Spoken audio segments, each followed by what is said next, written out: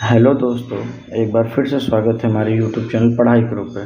दोस्तों, हम लोग प्रीवियस ईयर सेशन का ये ज्योग्राफी का सीरीज़ चल रहे हैं, जिसका ये 4th सेशन है। ठीक है दोस्तों, इसमें हम लोग करते क्या हैं, क्वेश्चन और उसके ऑप्शन को डिस्कस करते हैं और जो टॉपिक्स आती है उसको ऑन द स्पॉट क्लियर करते रहते हैं।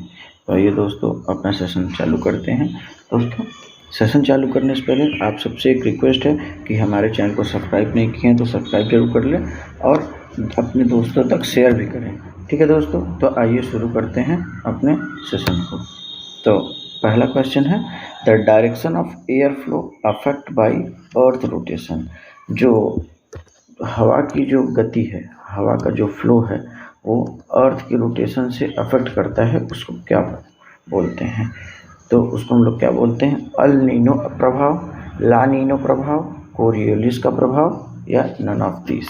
इंग्लिश में अगर बोले तो Coriolis effect, El Nino effect, La Nino effect या नन ऑफ दीज। तो इसका करेक्ट आंसर होगा कोरियोलिस इफेक्ट। अब आपके मन में आएगा कि कोरियोलिस इफेक्ट क्या होता है सर? तो आइए देखते हैं कोरियोलिस इफेक्ट। तो कोरियोलिस इफेक्ट क्या होता है? अर्थ की रोटेशन की वजह से, अर्थ की रोटेशन की वजह से नॉर्दर्न और सदर्न हेमिस्फीयर में दोनों अपने अपने लेफ्ट में मूव करने लगते हैं, उसमें जो अंदर हवा है, और इसकी वजह से जो इफेक्ट आता है वो Coriolis effect. Coriolis effect basically आता है कोरियोलिस बल की वजह से, कोरियोलिस फोर्स की वजह से। अब आप कहेंगे कि कोरियोलिस फोर्स क्या होता है? तो एक आसान भाषा में अगर बताएं तो जैसे कोई एक कार है, ठीक है, जैसे कोई एक कार है, तो उस कार में आप सब बैठे हुए हैं और बहुत तेज़ी से अगर वो टर्न लेती है तो जो अंदर बैठे हुए पैसेंजर हैं वो इस साइड पे तनाव महसूस करते हैं। ठीक है, तो ये, और अगर उसी कार को गोल गोल घुमाया जाए तो सब लोग एक इफ़ेक्ट महसूस करेंगे, उसी को कोरियोलिस इफेक्ट कहते हैं। ठीक है दोस्तों, तो इससे एयर के मूवमेंट पे क्या होता है, देखिए, अर्थ जो है वो रोटेट करती है, तो इसमें अंदर जो चीज़ें हैं वो एक फोर्स एक्सर्ट करती हैं, एक फोर्स महसूस करती है, उसी को कोरियोलिस इफेक्ट बोलते हैं। और ये बेसिकली अर्थ के अंदर हर एक एटम्स, मॉलिक्यूल सब पे एक्सर्ट करता है। चूँकि एयर बहुत लाइट वेटेड है तो उस पर ज़्यादा प्रभाव पड़ता है, इसलिए मूवमेंट ऑफ एयर डिसाइड होता है। ठीक है दोस्तों, तो आइए देखते हैं next question. Roaring 40s, furies 50s and sinking 60s are the example of. तो ये सब जैसे हिंदी में बोले तो चिल्लाना, गड़गड़ाना और शोर मचाना, ये सब किस विंड्स का काम है? तो वो है वेस्टर्लीज विंड का। ठीक है, वेस्टर्लीज विंड का काम है ये। आइए देखते हैं next question. Tropical storm in Chinese sea. पिछले वीडियो में आप लोग को पता होगा कि अलग अलग लोकेशन पे इस ट्रॉपिकल विंड्स को या ट्रॉपिकल स्टॉर्म को क्या बोला जाता है, वो हम लोग देखे थे। अगर उसको नहीं देखे तो पिछले वीडियो में सेट 3 में आप लोग देख सकते हैं। तो इसका आंसर क्या होगा बताइए? चाइनीज़ में क्या बोला जाता है? चाइनीज सी में इस ट्रॉपिकल स्टॉर्म को वेव, टॉर्नेडो, टाइफून और साइक्लोन। तो किसका आंसर होगा? टाइफून। दोस्तों, चाइना सी में टाइफून बोला जाता है ट्रॉपिकल स्टॉर्म को। ट्रॉपिकल जो तूफान आती है उसको बोला जाता है, क्या बोला जाता है? टाइफून बोला जाता है दोस्तों। ठीक, ये पिछली वीडियो में आप सबको पता होगा, क्योंकि अलग अलग रीजन में अलग अलग नाम दिया जाता है। आइए नेक्स्ट क्वेश्चन देखते हैं। Which one is not a form of precipitation? Sorry दोस्तों, which one is not a form of precipitation? Precipitation समझते हैं? वो चीज़ जो कि हमारे क्लाउड में से निकलती हो, जैसे रेन हो गया, स्नोफॉल हो गया, और भी बहुत सी चीज़ें हैं जो कि क्लाउड से निकल के गिरती हो। ठीक, तो उसको हम लोग क्या बोलते हैं? उसको हम लोग बोलते हैं प्रेसिपिटेशन। किससे? क्लाउड से। ठीक है, तो उसको हम लोग प्रेसिपिटेशन बोलते हैं। तो रेनफॉल क्लाउड से ही होता है, स्नोफॉल भी क्लाउड से ही होता है, हॉल भी क्लाउड से ही होता है। तो कौन सा क्लाउड से नहीं होता? तो वो है फॉग। फॉग नहीं होता। फॉग बेसिकली होता क्या है? फॉग जो हमारे एटमॉस्फेयर है उसमें प्रेजेंट जो वेपर है, जीवाश्म जिसको बोलते हैं, ठीक है, वाष्प जिसको बोलते हैं, वेपर। किसको? वेपर। उस पर जो प्रेजेंट वेपर है वो कंडेंस्ड हो जाता है, ठंडियों के मौसम में कंडेंस्ड हो जाता है। कंडेंस्ड हो जाता है तो वो फॉग बनाता है, जिसको हम लोग कोहरा या धुंध के नाम से भी जानते हैं। ठीक है, अब देखते हैं प्रेसिपिटेशन। प्रेसिपिटेशन कितने प्रकार के हैं, तो देखिए बादलों से कभी कभी रेन गिरती है, कभी कभी बर्फ़ के गोले गिरते हैं। ठीक है, कभी कभी बर्फ़ गिरती है हल्की हल्की, और कभी कभी स्नो जैसा, बल्कि कॉटन जैसा गिरता है। तो ये सब जो स्नो से निकलती है उसी को प्रेसिपिटेशन हम लोग कहते हैं। ठीक है दोस्तों, तो ये तो क्लियर हो गया होगा आपको रेंस क्या है ये।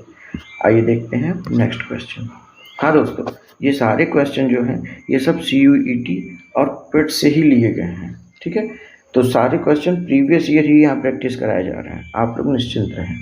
ठीक, और अगर कोई सेशन चाहिए आपको किसी अलग सब्जेक्ट पे, किसी कुछ पे, तो आप लोग कमेंट में ज़रूर बताया कीजिए, उससे हमें नया सेशन लाने में आसानी होता है। Cloud which resemble cotton balls are the, जो बादल कॉटन बॉल बरसाते हैं उसको क्या बोलते हैं, तो उसको स्ट्रेटस, एरस, क्यूमुलस और निबस, उस बादल को क्या बोला जाता है। जब ज्योग्राफी डिटेल में पढ़ाई जाएगी तो उसमें बताया जाएगा कि क्लाउड्स कितने प्रकार के होते हैं और क्या क्या नाम होता है। ठीक, फिलहाल इसका आंसर होगा क्यूमुलस। जो बादल कॉटन बॉल्स की तरह स्नो बरसाते हैं उसको बोला जाता है क्यूमुलस। ठीक है दोस्तों, अब आइए बढ़ते हैं नेक्स्ट क्वेश्चन की तरफ। तो नेक्स्ट क्वेश्चन क्या है, north side of Atlantic ocean is connected to. Atlantic ocean का नॉर्थ साइड किससे कनेक्ट होता है, तो इसका आंसर देखने से पहले आइए देखते हैं मैप में। देखिए ये है पैसिफिक ओशन। ठीक है दोस्तों, ये क्या है, ये है पैसिफिक ओशन।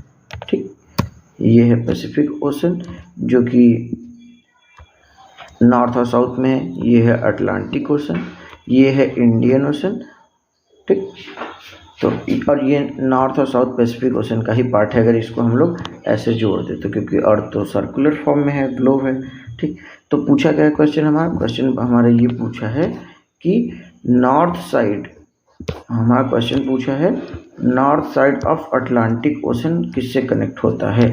तो अटलांटिक ओशन, तो हमारा अटलांटिक ओशन ये है, और इसका नॉर्थ साइड क्या होगा, अगर हम मैप में देखें तो ये है ईस्ट, ये है वेस्ट, ये है नॉर्थ, ये है साउथ।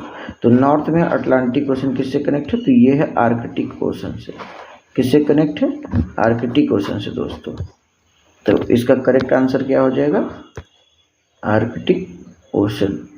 ठीक है, तो अगर पूछे नॉर्थ अटलांटिक किससे कनेक्ट है तो आर्कटिक ओशन से। अगर आप ध्यान दिए होंगे मैप में तो पैसिफिक ओशन भी अटलांटिक से थोड़ा थोड़ा कनेक्ट है। ठीक, और ये है मेडिटेरेनियन सी, मेडिटेरेनियन सी, भूमध्य सागर जिसको हिंदी में बोला जाता है। आइए come to the next question. Arctic ocean is located in, Arctic ocean कहाँ लोकेटेड है, तो आइए फिर से एक बार मैप में देखते हैं। ठीक, फिर से एक बार मैप में देखते हैं आर्कटिक ओशन कहाँ लोकेटेड है। तो अगर आप ध्यान देंगे तो ये मैप में, अगर आप ध्यान देंगे तो ये मैप हो गया, इसमें अगर देखेंगे तो ये है ईस्ट, ये है वेस्ट, ये है नॉर्थ, ये है साउथ। तो अगर बात करें तो, और ये अगर हेमिस्फेयर है तो ये हेमिस्फेयर दो पार्ट में बटा, नॉर्दर्न हेमिस्फेयर और सदर्न हेमिस्फेयर। तो जो ओशन पूछा है वो नॉर्दर्न हेमिस्फेयर में लाई करता है, किसमें, नॉर्दर्न हेमिस्फेयर में। तो आर्कटिक ओशन कहाँ लाई करता है, नॉर्दर्न हेमिस्फेयर में। इसका करेक्ट आंसर होगा नॉर्दर्न हेमिस्फेयर में आर्कटिक ओशन। हाँ, आर्कटिक ओशन जो है बेसिकली पोल्स पे पाए, पोल्स की तरफ है, पोल्स की तरफ। इसमें आइसबर्ग्स बहुत ज़्यादा पाए जाते हैं। ठीक है, आइए देखते हैं next question 48 number. The deepest ocean of the world, सबसे गहरी समुद्र कौन सी है, सबसे गहरी समुद्र कौन सी है बताइए दोस्तों, तो वो होगी पैसिफिक ओशन। पैसिफिक ओशन सबसे डीपेस्ट है। ठीक है, अगर इसकी डीप पॉइंट गहराई की बात करें तो 10,935 मीटर के अराउंड ये डीप है।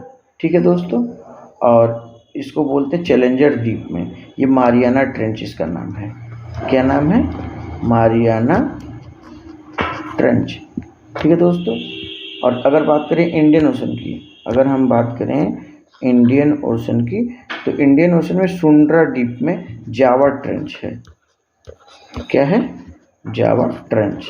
ठीक, जावा ट्रेंच जो कि इंडियन ओशन में है। अगर इसकी डेप्थ की बात करें तो 7450 मीटर के अराउंड में डेप्थ है इसकी। ठीक, अगर हम बात करें अटलांटिक ओशन, अटलांटिक ओशन की बात करें तो पोर्टो रिको, याद होगा दोस्तों, हम लोग कार्टून देखते थे पोर्टो रिको अपने स्कूल टाइम में। तो अटलांटिक ओशन के डीपेस्ट पॉइंट को क्या बोलते हैं? Puerto Rico trench. ठीक है, पोर्टो रिको ट्रेंच बोलते हैं। अगर इसकी डेप्थ की बात करें तो 8376 मीटर। तो अगर डेप्थ वाइड ओशन देखेंगे तो पहले नंबर पे आता है पैसिफिक ओशन, दूसरे नंबर पे आता है अटलांटिक ओशन, तीसरे नंबर पे आता है इंडियन ओशन। ठीक है दोस्तों, आइए देखते हैं last. The international date line pass through which ocean? किस ओशन से इंटरनेशनल डेट लाइन पास करती है? तो वो पास करती है पैसिफिक ओशन से दोस्तों। ठीक है, किससे पास करती है? पैसिफिक ओशन से पास करती है। अब बात करें which ocean is between Africa and Australia? Africa और ऑस्ट्रेलिया के बीच में कौन सी ओशन पाई जाती है? तो उसके लिए ये मैप में देखते हैं। जैसे कि ये आप देख पा रहे हो मैप में, ये है अफ्रीका, ये है ऑस्ट्रेलिया। तो इन दोनों के बीच में क्या पाया जा रहा है? Indian ocean. अगर वही सवाल पूछे कि अफ्रीका और यूरोप के बीच में, तो मेडिटेरेनियन सी। ठीक, तो इस क्वेश्चन का आंसर हो जाएगा इंडियन ओशन। ठीक है दोस्तों, तो अफ्रीका और ऑस्ट्रेलिया के बीच में इंडियन ओशन पाई जाती है। दोस्तों आज के लिए इतना ही। आप लोग को सेशन कैसा लगा हमें कमेंट बॉक्स में ज़रूर बताएं, और हाँ, अपने दोस्तों से शेयर करना ना भूलें। ठीक है दोस्तों, मिलते हैं नेक्स्ट वीडियो में, तब तक के लिए बाय बाय।